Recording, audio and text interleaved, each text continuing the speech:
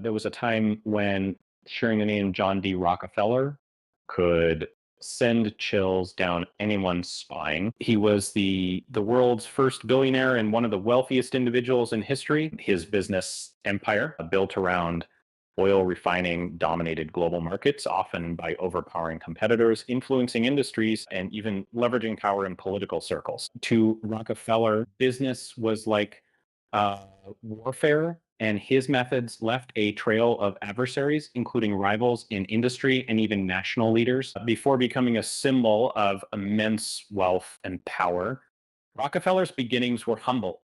His journey from poverty to the peak of influence is both inspiring and unsettling.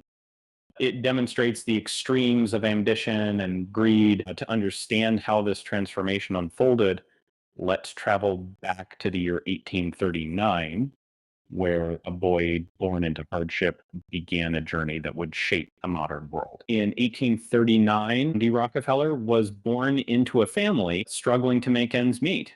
Life in his small farming community was tough, and his father, locally as Devil Bill, was a unpredictable figure. Instead of farming, Bill pursued an array of odd activities, sports, entertainment, and even animal training. On occasion, he'd leave the family for months, only to return with lavish gifts, stark contrast to their everyday poverty. Unbeknownst to the family, Bill led a secret life as a traveling salesman, peddling dubious remedies under a false identity. Meanwhile, John's mother instilled in him a strong work ethic and sense of duty, relying on him to help with farm labor from a young age. John displayed resourcefulness.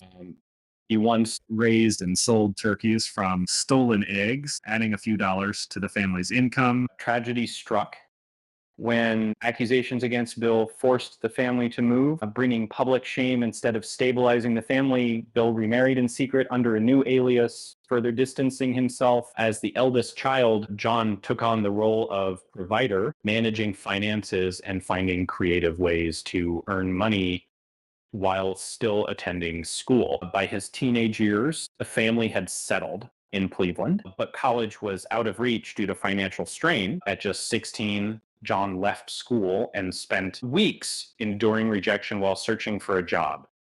Finally, he secured work as a bookkeeper, marking the beginning of his business career. For John, this moment was monumental, and he celebrated the day he was hired as an annual personal holiday. Despite the meager pay of the owners, John excelled in his role, learning the inner workings of business. His ambition grew, and he frequently reminded himself of his future success with the mantra, I am bound to be rich. By 18, John had saved enough money to partner with a local chemist in starting a produce business. Together, they traded goods like grain and meat, building a reputation for reliability. Despite limited resources, they found clever ways to expand, including leveraging loans by creating the perception of financial stability. When the Civil War boosted the northern economy, their business flourished. Profits skyrocketed, and Rockefeller, while deeply opposed to slavery, contributed to the Union cause by funding soldiers. By his early 20s, John was earning significant sums, but it wasn't long before he spotted an even greater opportunity, oil refining. At the time, turning up kerosene derived from crude oil was becoming a popular source of lighting. Recognizing its potential, John invested in a small refinery, which quickly became more profitable than his main business. Seeing the writing on the wall, he pivoted entirely to oil refining, taking calculated risks that would define his career. With a sharp eye for strategy, Dr. Feller named his company Standard Oil and began expanding operations. Partnering with a like-minded businessman, he focused on eliminating competition. Together, they struck deals with railroads to secure discounted shipping rates, ensuring their dominance. Standard Oil's aggressive tactics forced many competitors out of the market.